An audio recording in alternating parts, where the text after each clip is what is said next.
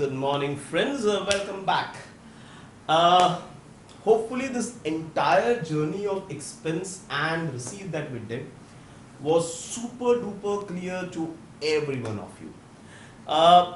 आज हमारा number 6 doubt session है 6.0 and the most amazing part of this doubt session is that what I used to tell you on the first doubt session कि I want that maximum of you ask me doubt but there has to be a point कि जहाँ पर ये doubt के number हमारे कम हो रहे हैं not because somewhere you have stopped thinking, not because somewhere I'm not convincing you or I'm not making you think, but because जो मैं बोल रहा हूँ वही exactly आप समझ रहे हो and you have reached to a level as far as the subject is concerned जहाँ पर आप अपनी खुद की understanding भी develop कर रहे हो and some good news. आज हमारा डाउट सेशन सबसे छोटा होने वाला है क्यों? क्योंकि काफी कम डाउट है, ठीक है, मगर जो भी है काफी अच्छे डाउट है एक आधा को छोड़कर, ठीक है, बाकी सारे के सारे बहुत बढ़िया डाउट है. तो not wasting too much of time, let's directly start with doubt session. आपके पास पीडीएफ पहुंच चुका होगा, मेरे पास भी पीडीएफ है, तो not wasting too much of time, let's start with the questions. जो पहला क्वेश्चन था that was regarding sales and sales return, purchase and purchase return. The question goes like this. It says sales means selling goods on cash or credit basis to customer. Sales return means returning of goods by customer to whom the goods were originally sold. Perfect. जिसने भी question बनाया वो exactly समझ गया है कि sales क्या है और sales return क्या है. If we sold goods to a customer and the customer has made the full payment, that is cash transaction, and after some time if the customer returns the goods, then we will have to pay that part of his money back to him. Perfect. Therefore it will be outflow of money from the business. Then will it be considered as expense? Yes, answer is yes. See, when you say sales, basically sales is exchange of goods against money. यानी goods बाहर जाएंगे और पैसा अंदर आएगा, और ये recurring है, साल में कम से कम एक बार तो ये होने ही वाला है. And that's why sales becomes your revenue receipts. Hope everyone is clear. अगर rather sales return की बात करें, मान लो मैंने 1000 यूनिट्स, अभी मैं अमाउंट्स पर नहीं जा रहा हूं क्योंकि उस लेवल तक हमने समझना शुरू नहीं किया, इसलिए मैं यूनिट्स की बात कर रहा हूं. मान लो ये 1000 यूनिट में से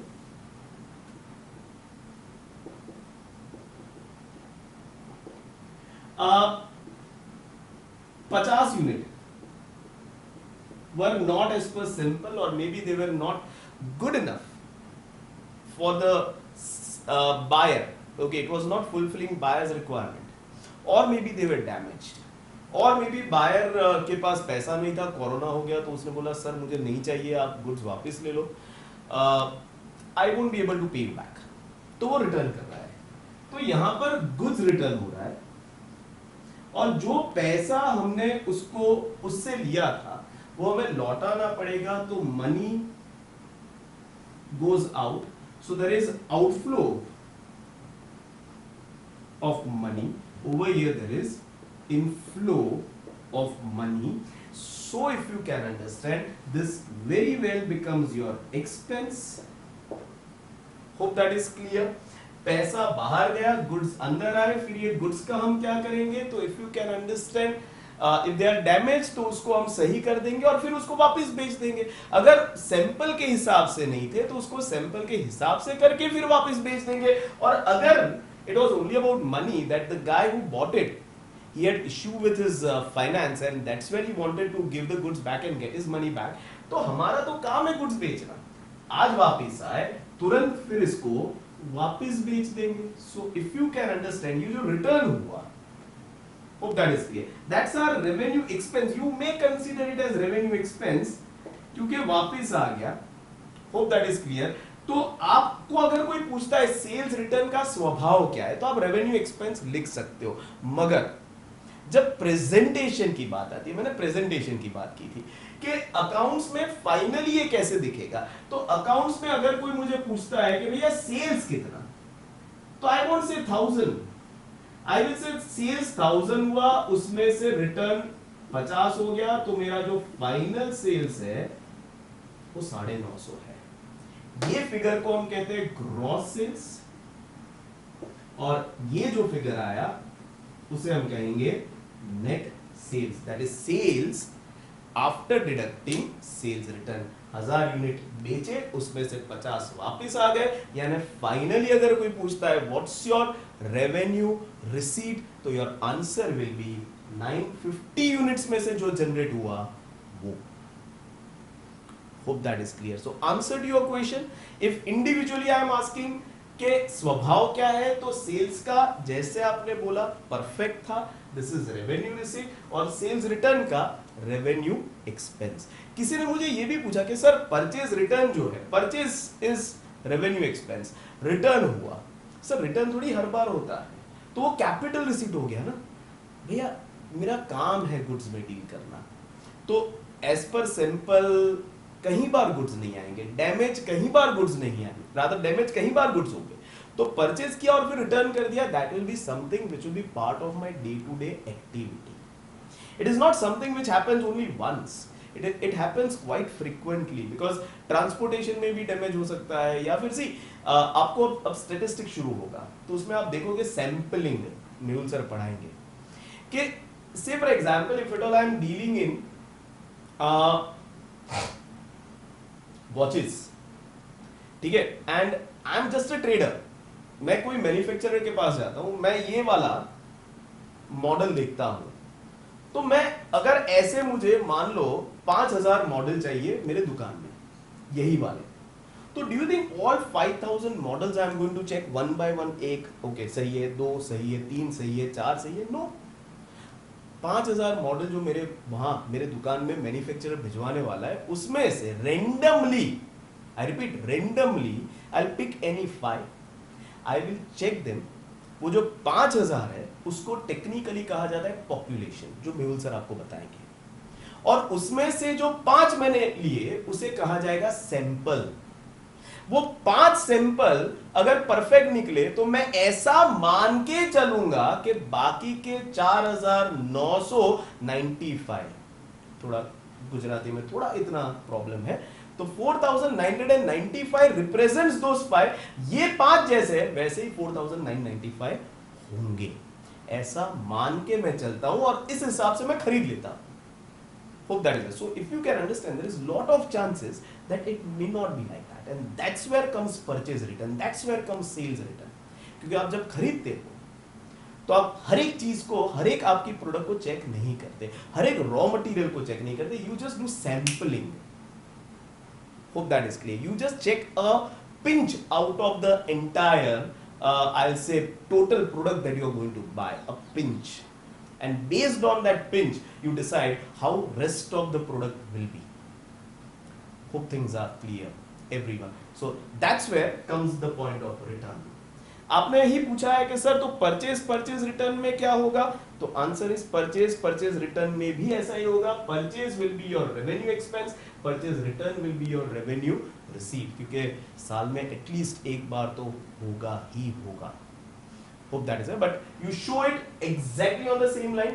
Gross purchase 1000 unit minus return 50, so net purchase 950 units. तो अगर कोई आपको पूछता है कि परचेज जो रेवेन्यू एक्सपेंस है आपका वो कितना है, तो आप 1000 नहीं बोलोगे, 950 बोलोगे, keeping figures constant. Hope you can understand. So hope first question is clear. Moving to second one.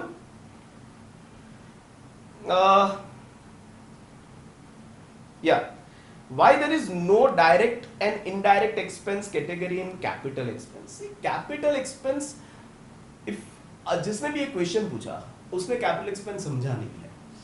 Capital expense is that is number one, it's business related but not day to day. Number 2, it is non-recurring in nature. Number 3, it has benefit of more than one financial year.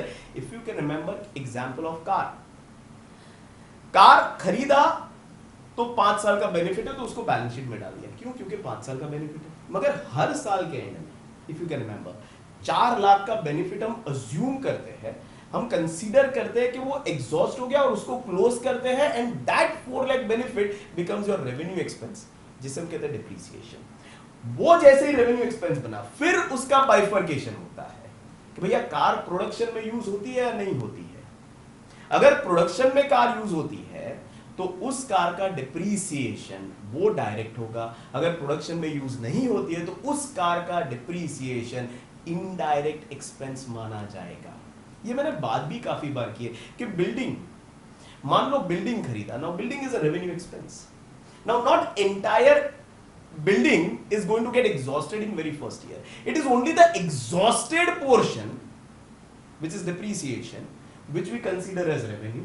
The unexhausted portion becomes non-current asset, which we carried forward to balance sheet from one year to another year. That exhausted portion once becomes revenue, yes, फिर building का वो exhausted हिस्सा है, उसका analysis होगा कि भैया production में यूज हुआ या प्रोडक्शन में यूज नहीं हुआ। अगर वो फैक्ट्री का बिल्डिंग है तो प्रोडक्शन में कहीं ना कहीं डायरेक्टली अफेक्ट करता है, तो उसका डिप्रीसिएशन डायरेक्ट एक्सपेंस होगा। अगर वो ऑफिस का बिल्डिंग है तो उससे प्रोडक्शन को कोई लेना देना नहीं है, तो उसका डिप्रीसिएशन इनडायरेक्ट एक्सपेंस माना जाएगा। So answer to your question is why there is no direct and indirect in capital expense. Capital expense में भी डायरेक्ट इनडायरेक्ट होता है, मगर वो डायरेक्ट इनडायरेक्ट कब आता है? जब कैपिटल एक्सपेंस का हिस्सा एग्जॉस्ट होता है, फिर वो एग्जॉस्टेड हिस्से का हम डायरेक्ट इनडायरेक्ट करते हैं। जो अनएग्जॉस्टेड हिस्सा है उसका तो हिसाब ही नहीं हुआ अभी, वो तो कैरी फॉरवर्ड होता ही जाएगा जब तक उसका बेनिफिट हम कंज्यूम न करें तब तक। Hope that is clear. The day benefit is consumed, उसका हिसाब होगा, द डे उसका हिसाब होगा, एनालिसिस होगा कि भैया डायरेक्ट या indirect. Hope you got your answer. आगे बढ़ते हैं। Sir, is share market N example of fictitious asset? जिसने भी ये सवाल पूछा, मैंने पहले ही बताया, आप शायद मेरा सेशन अच्छी तरह से नहीं सुन रहे हो, कि फिक्टिशियस एसेट को मत छुओ। जो एक एग्जाम्पल दिया है उसी को पकड़ के बैठे रहो, ठीक है। जो बाकी के 2-4 एग्जाम्पल है, जैसे जैसे आप अपना लेवल बढ़ाओगे फिर आप समझ पाओगे, अभी नहीं समझ पाओगे। Hope that is clear. इसलिए ट्राई भी मत करो। And answer to your question is no, share market is not an example of fictitious asset. उसमें शेयर, पहले तो शेयर मार्केट मेरा ओनरशिप नहीं हो सकता है, पहले तो असेट ही नहीं है। I am not owner of entire share market, I am owner of one of the share which is being traded in share market. Hope that is clear. And that share which I am holding, the ownership that I am having on that share, that can be sold. और उसका पैसा अंदर, आप अगर share market, जिसने भी ये पूछा है, थोड़ा बहुत तो शेयर मार्केट फॉलो करते हो आप टीवी में देखते हो कि नीचे स्क्रॉल होता है, प्राइस आता है। प्राइस क्या है? If you can understand, it has realisable value. उस प्राइस पर मैं खरीद सकता हूँ, उस प्राइस पर बेच सकता हूँ, उस शेयर की बात कर रहा हूँ। तो वो फिक्टिशियस कहाँ से हुआ? Hope that is clear. तो कहीं ना कहीं आपकी सोच गलत जा रही है, तो प्लीज उसे रोक लो, ठीक है। आगे बढ़ते हैं। Suppose there is car purchased, so it will be a capital expense, सही है। Suppose it's benefit exhaust in 5 years, perfect है। So at the end of 4th year, while carry forward it to 5th year through balance sheet, will it be recorded as revenue expense at that time? जिसने भी ये सवाल पूछा, आपकी सोच वापस थोड़ी डगमगा गई है। क्योंकि डगमगा गई है तो मुझे वापस उसको थोड़ा स्टैंड स्टिल करना पड़ेगा, इफ यू कैन अंडरस्टैंड, थोड़ा उसे परफेक्ट करना पड़ेगा। तो वापस वो कार वाला एग्जांपल लेते हैं। मान लो 25 लाख की गाड़ी, 5 years is the life, ठीक है। year 1, I'll make a timeline over here, 1 2 3 4 5 6, first year, second year, third year, fourth year, fifth year, 6th year end remember ये timeline is year ending every 31st March, first year के end में 31st March, second year के end में, third year के end में, fourth year के end में, fifth year के एंड में, सिक्स्थ ईयर के एंड में वी डू द एनालिसिस कि कितना एग्जॉस्ट हुआ और कितना बाकी है। हर रोज एनालिसिस नहीं करेंगे, आपकी हर रोज थोड़ी एग्जाम होती है, एक पीरियड खत्म होता है फिर एग्जाम होती है। वो पीरियड कैन बी चैप्टर खत्म हुआ एग्जाम ले ली, एक पीरियड खत्म हुआ 3 महीना क्वार्टर खत्म हुआ एग्जाम ले ली, साल खत्म हुआ एग्जाम ले ली। सो एग्जाम हर रोज नहीं होती है। वैसे ही यहां पर भी हर रोज नहीं पूछेंगे कि अच्छा कितना एग्जॉस्ट हुआ, अच्छा कितना बाकी है, हर रोज नहीं पूछेंगे। कब पूछेंगे? On last day of every financial year. जैसे ही कार खरीदी, बुक में लेकर आए 25 लाख रुपए, साल खत्म हुआ 25 लाख डिवाइडेड बाय 5, 20 लाख का बेनिफिट बाकी है। 20 लाख का बेनिफिट कितना बाकी है? तो second year, third year, fourth year, fifth year, 4 साल के लिए बाकी है। तो ये 20 साल को हम, या तो 20 लाख को हम कैरी फॉरवर्ड करेंगे from this year, first year to second year through what balance sheet as what non current asset. तो यहां पर आ गया 20 लाख। अब जिसने वो आगे पूछा था ना कि सर कैपिटल एक्सपेंस में डायरेक्ट इनडायरेक्ट क्यों नहीं है, जो अनएग्जॉस्टेड पोर्शन है उसका हिसाब नहीं करते तो उसका एनालिसिस नहीं करते। हाँ, ये कैपिटल एक्सपेंस का ही हिस्सा है मगर ये एग्जॉस्टेड हिस्सा है। तो अब इसको पहले तो डेप्रीसिएशन कहेंगे, रेवेन्यू है तो इसे क्लोज करेंगे, और कहां क्लोज करेंगे? तो अभी के लिए प्रॉफिट एंड लॉस में। अगर ये कार प्रोडक्शन में कहीं पर, कार तो प्रोडक्शन में डायरेक्टली इन्वॉल्व होती ही नहीं है, मगर मान लो ये कार नहीं और मशीन है, तो मशीन प्रोडक्शन में भी यूज होता है और मशीन ऑफिस में भी यूज होता है। जैसे मशीन, आप लोग सर मशीन ऑफिस में कैसे यूज होता है? भैया एसी भी मशीन है और जो प्रोडक्ट बनाता है वो भी मशीन है। मशीन तो एक एलोबरेटेड टर्म है, होप दैट इज क्लियर। तो अगर ये मशीन मान लो फैक्ट्री वाला होता तो ये डेप्रीसिएशन को मैं डायरेक्ट एक्सपेंस कहता, क्योंकि डेप्रीसिएशन रेवेन्यू बन चुका है। मगर यही मशीन अगर ऑफिस में यूज होता तो मैं ये डेप्रीसिएशन को इनडायरेक्ट एक्सपेंस कहता। As far as car is concerned, it has nothing to do with production। मेरे कार का बेनिफिट खत्म हो गया तो प्रोडक्शन थोड़ी रुक जाएगा। तो ये डेप्रीसिएशन जो कार पर है वो हमेशा इनडायरेक्ट एक्सपेंस गिना जाएगा। जिसने आगे सवाल पूछा था, होपफुली आपका भी आंसर आपको मिल चुका है। दूसरा, ईयर एंड। रिमेंबर, स्टार्टिंग में नहीं, ये सब एनालिसिस एंड में होता है। वापिस 5 लाख एग्जॉस्ट हो गए, 15 लाख बचे, 5 लाख की कहानी एग्जैक्टली जो पहले हमने की, इसे डिप्रीशिएट करेंगे, रेवेन्यू एक्सपेंस बनाकर प्रॉफिट एंड लॉस में क्लोज करेंगे और फिर एनालिसिस करेंगे भैया डायरेक्ट है कि indirect. As far as this 15 lakh is concern, उसका बेनिफिट अभी भी मिलना बाकी है। क्योंकि बाकी है तो कैरी फॉरवर्ड करो, 1, 2, 3 साल तक बाकी है तो it will be carried forward through what balance sheet as what non current asset, क्योंकि 1 साल से ज्यादा का बाकी है। Hope that is clear. Third year खत्म हुआ, वापस 5 लाख एग्जॉस्ट हो गए, 10 लाख बचे। ये जो 5 लाख एग्जॉस्ट हुए उसको डिप्रीसिएशन कहेंगे, वो रेवेन्यू एक्सपेंस बना, उसे क्लोज करेंगे। कहां पर क्लोज करेंगे? तो पीएनएल में। As far as this 10 lakh is concerned, उसका बेनिफिट यहां से देखोगे तो बाकी है कितना? 2 साल के लिए। 2 साल के लिए बाकी है तो कैरी फॉरवर्ड करेंगे 2 साल के लिए थ्रू व्हाट बैलेंस शीट। 1 साल से ज्यादा, 1 साल से ज्यादा बाकी है तो एज नॉन करंट असेट। यहां पर आ गया 10 लाख। भाषा समझ में आ रही है अब तक? आगे बढ़ते हैं। जैसे ही साल एंड में, रिमेंबर स्टार्टिंग में नहीं, एंड में 31 मार्च, फोर्थ ईयर का 31 मार्च आएगा, इसमें से 5 लाख का बेनिफिट वापस, if you can understand, exhaust हो जाएगा तो उसे डिप्रीसिएशन कहेंगे। वो रेवेन्यू बना, उसे क्लोज करेंगे। कहां क्लोज करेंगे? तो आंसर इज पीएनएल में। जो बाकी बचा 5 lakh, now if you can understand, अब आपका सवाल जो था उसका जवाब देता हूं। सर फोर्थ ईयर के एंड में can I treat this as revenue expense? Ask yourself, ये 5 लाख रेवेन्यू एक्सपेंस क्या होता है? जो एग्जॉस्ट हो गया है। ये 5 लाख फोर्थ ईयर का एंड है, एग्जॉस्ट हो गया है कि बाकी है? इफ यू कैन अंडरस्टैंड, बाकी है।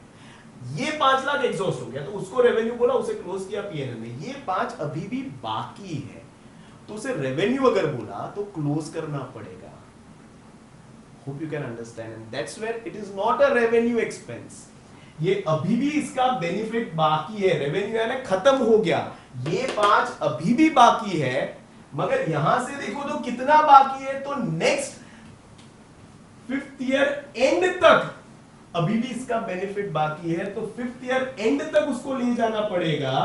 तो वापस उसको कैरी फॉरवर्ड करेंगे throughout balance sheet, but this time as current asset.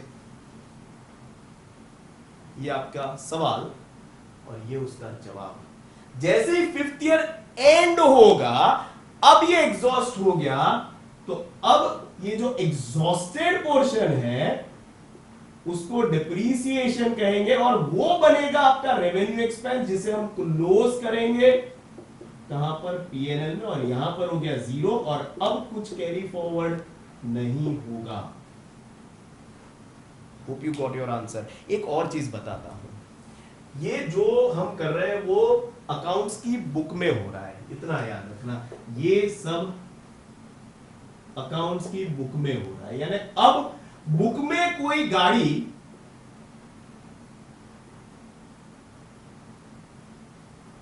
Book में नहीं है, मगर ऐसा नहीं है कि आपके पार्किंग से जैसे ही बुक में गाड़ी छू हो गई, यहां पर कैसा 0 दिख रहा है, अब गाड़ी है ही नहीं। बट डू यू थिंक आपके पार्किंग में से भी गाड़ी छू हो जाएगी? नहीं, पार्किंग में अभी भी गाड़ी पड़ी है। पार्किंग में से हम अभी भी वो उस गाड़ी में बैठकर दूध लेने जा सकते हैं, ब्रेड लेने जा सकते हैं, घूमने जा सकते हैं। मगर बुक में, अकाउंट्स की बुक में, अब 25 लाख का गाड़ी लिया था, 25 के 25 लाख का हिसाब हो चुका है। अब बुक में ये गाड़ी नहीं दिखेगी। खूब समझ में आ रहा है? मगर फिजिकली आपके पास गाड़ी है। अब 6, 7, 8, 10, 15 साल जितना चलाना है चलाओ, मगर उसके वो गाड़ी में से अब कुछ भी हमारे बुक में नहीं आएगा। Hope you are getting this point. और ये पॉइंट अच्छी तरह से सुनना, क्योंकि ये पॉइंट से कनेक्टेड मेरे नेक्स्ट सेशन में मैं एक बात करूंगा। ये पॉइंट अच्छी तरह से सुनना कि बुक में सारा का सारा 25 लाख का बेनिफिट मैंने ले लिया है, तो 25 के 25 लाख का हिसाब हो चुका है, तो बुक में गाड़ी का वैल्यू हो चुका है 0, तो बुक के हिसाब से अब उसमें कोई फायदा नहीं बचा। जबकि ये गाड़ी अभी भी मेरे गैरेज में है, ये गाड़ी का उपयोग मैं अभी भी कर रहा हूं, ये गाड़ी अभी भी मुझे लॉन्ग ड्राइव पर ले जाती है, मगर बुक के हिसाब से इसका बेनिफिट हो चुका है 0। ये पॉइंट याद रखना, 2 सेशन के बाद ये पॉइंट को मैं कनेक्ट करूंगा। Hope things are clear. Hope जिसका डाउट था 2 डाउट क्लियर हो गए। क्यों कैपिटल एक्सपेंस को डायरेक्ट इनडायरेक्ट नहीं एनालिसिस करते? क्योंकि कैपिटल एक्सपेंस बेनिफिट बाकी है। हाँ, उसका जो एग्जॉस्टेड पोर्शन है वो रेवेन्यू बन जाता है, उसमें डायरेक्ट इनडायरेक्ट करेंगे। और दूसरा, चौथे साल के एंड में अब क्योंकि एक ही साल का बेनिफिट बाकी है, तो can I treat it as revenue? अब बाकी है तो रेवेन्यू कैसे ढूंढोगे, रादर गिनोगे? बाकी है ना, तो जब तक बाकी है तब तक दिखाओ, जिस दिन खत्म होगा तब वो रेवेन्यू बनेगा। Hope things are clear to everyone. Moving to our next question. Sir, I do not understand difference between current asset, non-current asset and non-current liability. They are like poles apart, north, south, red and white, black and white, whatever you say. चलो बता देता हूँ। पहले तो asset और liability का difference समझो। जिस भी चीज से बेनिफिट लेना बाकी है वो असेट, जिस भी चीज को बेनिफिट देना बाकी है वो लायबिलिटी। सिंपल। जिस भी चीज से बेनिफिट लेना बाकी है वो असेट, जिस भी चीज को बेनिफिट देना बाकी है वो लायबिलिटी। फर्क सबसे पहला। यानी कोई भी चीज आपके सामने आती है तो पहले तो असेट लायबिलिटी बनने के लिए उसमें से बेनिफिट बाकी होना चाहिए, या तो लेना या तो देना। अगर बेनिफिट खत्म हो गया है लेना या देना तो वो ना ही असेट है ना ही लायबिलिटी है। Point number 1। पॉइंट नंबर 2, एक बार पता चला बाकी है, और ये पता कब करेंगे, हर रोज नहीं, 31 मार्च को। एक बार 31 मार्च को पता चला कि बाकी है बेनिफिट, तो मान लो अभी 31 मार्च 21 की बात करते हैं, इस दिन को पता चला कि आपको कोई एक चीज से बेनिफिट या तो लेना बाकी है या तो देना बाकी है। कितना बाकी है, तो नेक्स्ट 31 मार्च 2022 तक अगर बाकी है बेनिफिट लेना, यहां तक खत्म हो जाएगा, तो ये अगर लेना बाकी है तो non current rather current asset हो जाएगा, अगर देना बाकी है तो करंट लायबिलिटी हो जाएगा। अगर इसके बियॉन्ड भी लेना या देना बाकी है तो it is on 31 March 21 there is something in my book जिससे या तो मुझे बेनिफिट लेना बाकी है या तो बेनिफिट देना बाकी है, और कितना बाकी है, तो बियॉन्ड 1 फाइनेंशियल ईयर।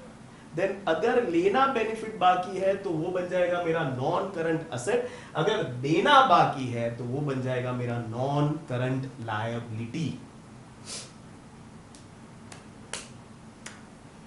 एग्जांपल्स बताओ sir, that's wrong way to learn, मगर फिर भी that's how you have been learning since last 15 years, तो कंसेप्ट बता दिया, that is how you learn it. कोई भी चीज को कंसेप्ट पकड़ लो, समझ लो, फिर चीजों को एनालिसिस खुद करो, that's how you actually learn. If you just depend on examples and not on concept, तो 4 जो एग्जाम्पल दिए वो आप रट लोगे, याद कर लोगे, मगर जैसे ही 5वां एग्जाम्पल आएगा, फोन अ फ्रेंड, जरूरत पड़ेगा, रॉन्ग वे टू लर्न। उससे अच्छा है कंसेप्ट समझ लो, 31 मार्च, हर 31 मार्च को जिस भी चीज में से बेनिफिट बाकी है, लेना या देना, वो बनेगा असेट या लायबिलिटी। अगर बेनिफिट खत्म हो गया है तो वो ना ही असेट है ना ही लायबिलिटी है। अगर बाकी है तो ये देखो कि भाई लेना बाकी या देना बाकी। अगर बेनिफिट लेना बाकी है कंपनी को, बिजनेस को, तो वो बिजनेस का बनेगा असेट। अगर बेनिफिट देना बाकी है तो वो बिजनेस का बनेगा लायबिलिटी। जैसे इतना तय हो जाए फिर नेक्स्ट है कब तक लेना या देना बाकी है। अगर विद इन 1 फाइनेंशियल ईयर यानी बाय नेक्स्ट 31 मार्च अगर लेना या देना खत्म होने वाला है तो वो करंट असेट हुआ तो असेट, लायबिलिटी हुआ तो लायबिलिटी। अगर उससे बियॉन्ड आपको बेनिफिट लेना या देना बाकी है तो वो बन जाएगा non current. Hope things are clear. Bank loan, मान लो मैं बैंक के पास गया, 5000 करोड़ का लोन लिया, असेट है या लायबिलिटी है? बहुत सारे लोग बोलेंगे अरे सर 5000 करोड़ आ गए तो यहाँ पर ऐसा क्लाउड बनना शुरू होगा, अरे मर्सिडीज खरीदूंगा, एक वो रोल्स रॉय भी आ जाएगी, एक 7 एकड़ का वो धोनी का कैसा घर है वैसा घर बना दूंगा, सारे ख्वाब बनना शुरू हो जाएंगे। तो आपको लगेगा सर वो 5000 करोड़ तो मेरा असेट है। हाँ, 5000 करोड़ जो आपके पास आए वो असेट है, मगर वो 5000 करोड़ आपको बैंक को लौटाना है तो वो बैंक आपका लायबिलिटी है, क्योंकि बैंक को वो पैसा लौटाना बाकी है। तो बैंक लायबिलिटी, और वो जो 5000 रुपए आए, 5000 करोड़ आए, वो आपका असेट है, क्योंकि वो 5000 करोड़ से अब आपको डिसाइड करना है कि आपको क्या बेनिफिट लेना है और कब तक लेना है। Hope that is clear. So 5000 crore जो आए कैश या आपके बैंक में ट्रांसफर हुए वो आपका असेट, क्योंकि उससे आपको बेनिफिट लेना है। मगर किसने दिया? ये बैंक ने दिया। फ्री में दिया क्या? नहीं, पप्पा थोड़ी है बैंक, फ्री में नहीं दिया, वो लौटाना है। Hope that is clear. So on every 31st March I will find out कितना लौटाना बाकी है। अगर 5000 करोड़ लौटाना बाकी है तो 5000 करोड़ इज माई लायबिलिटी। मान लो साल के एंड में मैंने 1000 करोड़ लौटा दिया, तो अब कितना बचा? 4000 करोड़। तो साल के एंड में 4000 करोड़ इज माई लायबिलिटी। अगर वो 4000 करोड़ मुझे नेक्स्ट ईयर एंड तक लौटाना है तो वो नॉन करंट लायबिलिटी। मगर अगर वो 4000 करोड़ मुझे लौटाने के लिए कम से कम 5-6 साल मिलने वाले हैं तो वो बन जाता है मेरा नॉन करंट लायबिलिटी। 1 साल के अंदर लौटाना है करंट, अगर मैंने गलत बोला है तो प्लीज चेक इट आउट। एक साल के, अगर नेक्स्ट 31 मार्च तक लौटाना है तो करंट लायबिलिटी, अगर लौटाने के लिए 5-6 साल मिलते हैं तो वो बन जाता है मेरा non current liability. Hope things are clear. आगे बढ़ते हैं, एग्जाम्पल्स पर मत जाना, कंसेप्ट पर जाना। Once again that's my earnest request. So what is difference between advertisement expense as an example of revenue expense and advertisement expense as an exhausted part of deferred revenue expense? Everything that gets exhausted is revenue.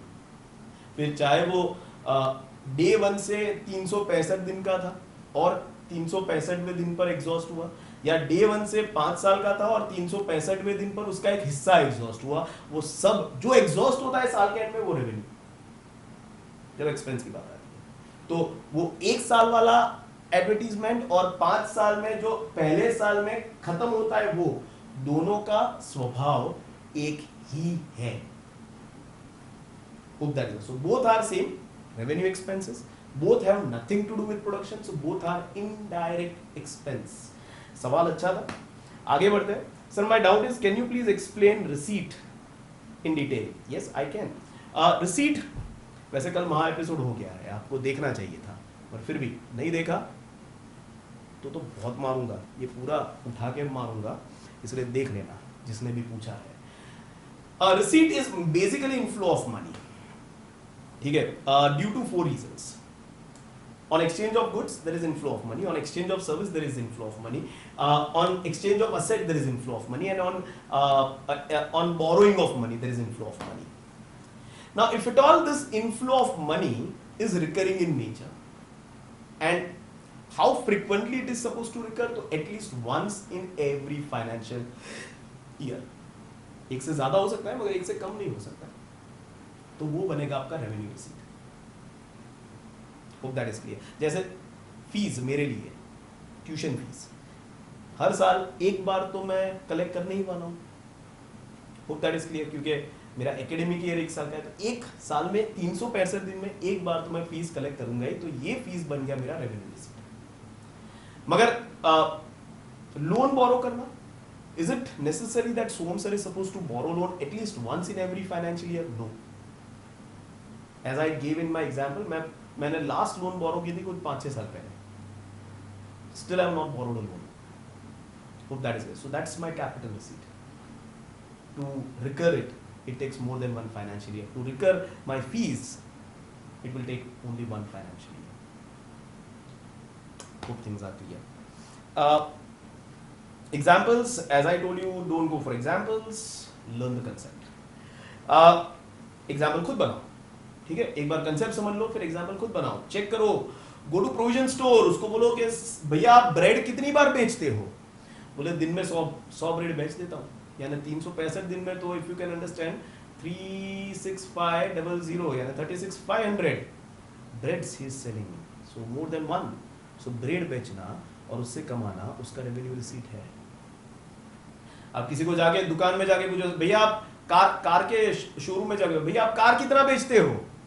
बोले दिन में 2-3 बेच देता हूँ, यानी दिन में 2-3 यानी साल में 1000 ऑलमोस्ट, तो एक से ज्यादा हो गया, तो कार बेचना उसके लिए है revenue receipt. Hope that is clear everyone. उसी तरह से एनालिसिस करते जाओ, आई थिंक मजा आएगा। Sir can you explain again capital receipt? Another doubt is revenue receipt in that example of it. नहीं, ये नहीं समझ में आया। रेवेन्यू रिसीट होपफुली समझ में आ गया। Capital receipt, as I told you, receipt which is occurring due to 2 reasons. पहले तो it is business related, not day to day, number 1। Number 2, it is non recurring in nature. Non recurring यानी उसको repeat होने में 1 साल से ज्यादा का टाइम होगा। तो 4 रिसीट है, जो चार इवेंट है जो रिसीट्स में कन्वर्ट होते हैं। Exchange of goods, exchange of service, exchange of asset, borrowing of money. Now exchange of goods, exchange of service is something which we keep doing on day to day basis, तो ये capital receipt के लिए qualify नहीं होता। तो capital receipt के लिए qualify हमारा ये 2 होता है, that is exchange of asset and borrowing of money. तो जब भी असेट एक्सचेंज करते हो तो सामने पैसा आता है, रिसीट हुआ, मगर do we exchange our assets on day to day basis? No. Do we borrow money on day to day basis? No. तो receipt generated on exchange of asset and receipt generated on borrowing of money is nothing but a capital receipt. Hope things are clear to everyone.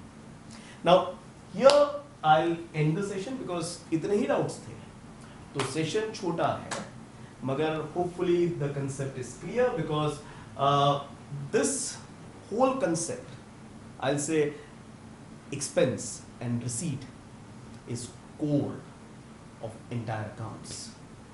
ये समझ गए तो believe me, accounts में आगे जाकर आपको बहुत मजा आने वाला है। ये समझ गए तो believe me, आगे जाकर अकाउंट्स आपका कैपिटल एक्सपेंस होने वाला है, उसका बेनिफिट आपको बहुत लंबे समय के लिए मिलने वाला है और believe me, एग्जॉस्ट नहीं होगा, ठीक है? It will be like land which will never get exhausted. Getting the idea? So that's it, there it ends. See you all tomorrow. कल I'll say 4 more sessions and we'll be done with all the terms, and then we'll be starting with something which will be practical actually, and you will actually understand that yes, थोड़ा बहुत आपको feel आना शुरू होगा कि accounts एक practical subject है, ठीक है? सो see you all tomorrow. Hashtag घर बैठे पढ़ो, stay home, stay safe. Hopefully this Maha episodes, hopefully this doubt sessions are making lot of sense to you. I still get some of the students who are asking me doubts from the past. तो my only request to you is थोड़ा मेहनत कर लो, आपके पास सारे videos हैं, आपके पास छोड़ो पूरे इंटरनेट पर सारे वीडियोस पड़े हैं मेरे, तो go back, find out the video, ठीक है? वो टॉपिक भी है तो थोड़ा देखो, वापस रिवाइज करो, रिकैपिचुलेट करो, ठीक है? जैसे सीरियल में कैसा रिकैप करते हैं, ठीक है? जैसे वो बाहुबली 2 आने वाला था तो I am sure I did that to be very honest. I am sure आप में से भी कई लोगों ने किया होगा, बाहुबली 1 देख लिया कि ताकि 2 देखने के समय 1 याद रहे। तो उसी तरह से थोड़ा गेट इन्वॉल्व, फ्री बैठे हो तो थोड़े पुराने वीडियोस देखो, ठीक है? रिकैप होता जाएगा, things will become more easier for you to understand. See it goes like this, यहां से आपकी रेस शुरू हो चुकी है। आप बोलोगे sir life is not a race, ऐसा 3 इडियट्स में हमने सीखा था, आप तो वो एकदम वायरस जैसी बात कर रहे हो। नहीं, वो जो बात की थी ना वो गलत नहीं थी, because believe me, if somebody is telling you life is not a race, तो वो वही है जो खुद एक लूजर है, to be very honest, it's my opinion. Because वो इंसान है जिसको रेस करनी नहीं है, या तो उसमें कैपेबिलिटी नहीं है, या तो मे बी उसमें वो आलस है कि यार कौन दौड़े। क्योंकि if you ask the same person कि भैया कौन सा मोबाइल खरीदेगा, तो बोले एप्पल, कौन से कपड़े पहनेगा तो भैया ब्रांडेड, कौन सी गाड़ी लेगा तो BMW, कौन सा घर तेरे को ड्रीम हाउस कौन सा है, 5 BHK वाला या 1 BHK वाला, तो बोलेगा 5 BHK वाला। अब 5 BHK वाला घर चाहिए, एप्पल का मोबाइल चाहिए, गाड़ी में BMW चाहिए और कपड़े ब्रांडेड चाहिए, और जब पढ़ने की बात आती है तो बोलते हो life is not a race. सोचिए, लाइफ इज अ रेस, ठीक है? We are racing for everything, every damn thing. Hope that is clear. That's it, there we end. Bye bye, take care.